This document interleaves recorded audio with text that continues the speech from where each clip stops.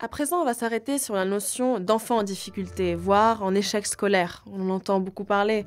Qu'est-ce que ça veut dire? Qu'est-ce que l'échec scolaire? Qu'est-ce qu'un enfant en difficulté? Comment l'enfant intériorise ses difficultés et comment toi, tu peux l'aider à s'en sortir? L'échec scolaire est un phénomène complexe. D'abord, l'échec scolaire, c'est une affaire de personnes. C'est d'abord des élèves, individuellement, personnellement, en échec, et le plus souvent en souffrance d'être en échec. Qu'est-ce qui a provoqué cet échec? Jamais un seul facteur, comme on le dit trop souvent malheureusement. C'est pas parce que les parents n'étaient pas présents, parce que l'élève n'a pas travaillé, parce qu'il est né ici ou là, parce que ça s'est mal passé à l'école, parce que ses frères et ses sœurs sont moins bons ou meilleurs que lui, parce qu'il a du mal à apprendre à lire.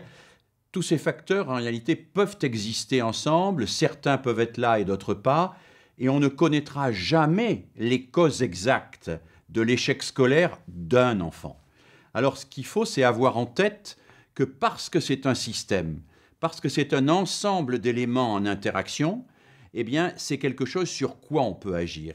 C'est ça la définition d'un système. Un système, quand vous touchez un élément, ça fait bouger l'ensemble.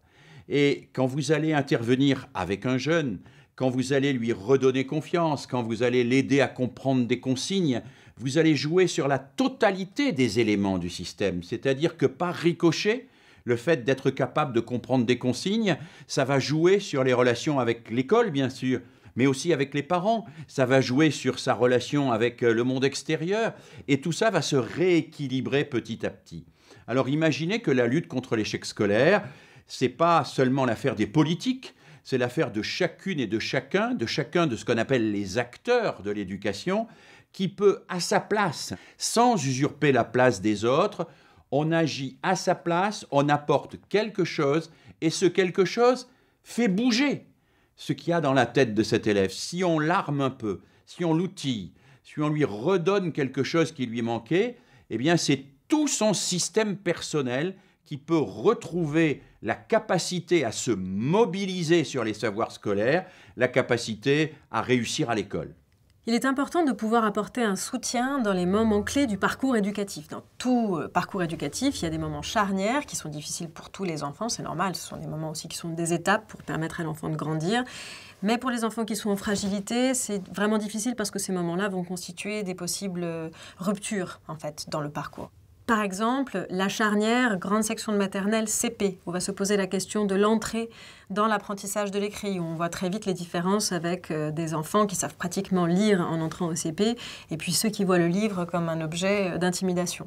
Il y a la question de l'entrée au collège, qui a tellement été pensée comme plutôt l'antichambre du lycée que la continuité de l'école, que du coup, il suppose une culture scolaire très forte pour se repérer au collège. Le cahier de texte, l'anticipation des devoirs, le changement perpétuel d'enseignants. Ça crée des inégalités très fortes entre les enfants.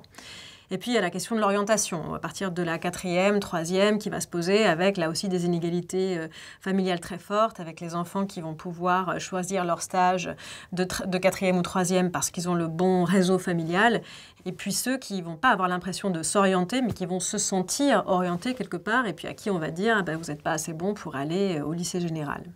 Alors, pas de fatalisme scolaire. On pense, nous, à la FEV, que vous pouvez aider, que tu peux aider l'enfant à reprendre la main sur son parcours. Simplement, il faut juste que tu aies en tête cette idée du parcours et des moments de rupture avant de pouvoir l'accompagner. Et puis, c'est très important aussi, si je peux me permettre, que tout le monde, que l'on comprenne que tout le monde n'a pas forcément cet idéal qui n'est jamais contesté à l'école, que chacun est tenu de réussir magnifiquement dans les voies royales. C'est quelque chose d'extrêmement étrange. Au fond, on fait toujours dans le monde scolaire français comme si tous les parents étaient des enseignants. Et que si tous les parents rêvaient que leurs enfants fassent Polytechnique et l'école normale supérieure. Mais la plupart des gens ne savent même pas que ça existe. Bon, d'abord. Et voudraient simplement que leurs enfants travaillent bien à l'école, fassent une formation intéressante, au terme de laquelle ils ont un boulot. Et ça, c'est très important aussi de le réintroduire dans la tête d'un enfant, dans la tête d'un adolescent, dans la tête de l'école. C'est que il y a mille manières de réussir sa vie. Mais le monde scolaire français est un monde extrêmement qui marque la culture de ce pays, qui fait que, au fond, si on n'a pas vraiment réussi à l'école, on n'a pas vraiment une dignité, quoi. On a un peu raté sa vie. Je suis désolé, comme d'autres, je fais l'éloge du carburateur, quoi. Je veux dire, on peut très bien réussir sa vie en réparant des carburateurs et la rater en ayant réussi des examens. Enfin, c'est pas... Il suffit de regarder autour de soi pour s'en convaincre. Donc, le fait que la fève joue ce rôle de... que les militants de la fève aient un pied dans le monde scolaire, c'est des étudiants, etc., mais un pied dans l'autre monde, et puis qu'ils ne soient pas des travailleurs sociaux, qu'ils ne soient pas des psychologues, qui n'imaginent pas que les enfants ont des pathologies, que leurs familles doivent être prises en charge, c'est quelque chose de formidable, d'une certaine manière, parce que ça restitue de la liberté aux élèves. Alors vous allez parfois entendre cette phrase ô combien banale, cet enfant ne réussit pas parce qu'il n'est pas motivé. Et ce que je vous demande, c'est d'inverser la phrase. C'est-à-dire de vous demander si ce n'est pas l'inverse. Si en réalité cet enfant n'est pas motivé parce qu'il n'a jamais réussi. Parce que ce qui démotive le plus un enfant, c'est l'échec. C'est l'échec qui l'enquiste dans l'échec. Et quand on a échoué et qu'on a fait qu'échouer et que jamais on a été reconnu comme capable de réussir quelque chose, alors on est totalement démotivé.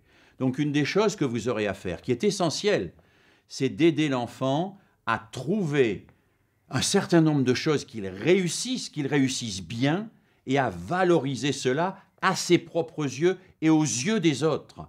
Et tout enfant réussit des choses. Tout adolescent sait des choses. Partez de ce qu'il sait. Ne partez pas exclusivement des manques et des échecs.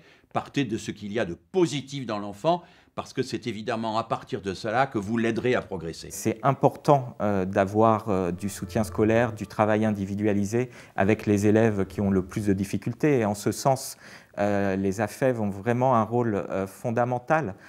Parce que justement, le soutien scolaire en France, pendant trop longtemps, a bénéficié aux élèves qui étaient déjà les élèves doués et des milieux favorisés, proposer du soutien aux élèves des milieux défavorisés, les aider à rattraper leur retard, c'est ce qui vraiment peut faire la différence, surtout que le système français encore se repose beaucoup trop sur du redoublement pour gérer la difficulté des élèves. Alors il faudrait que ça se fasse aussi en partenariat avec les écoles pour créer cette dynamique positive qui permettrait vraiment au système d'éducation de s'améliorer.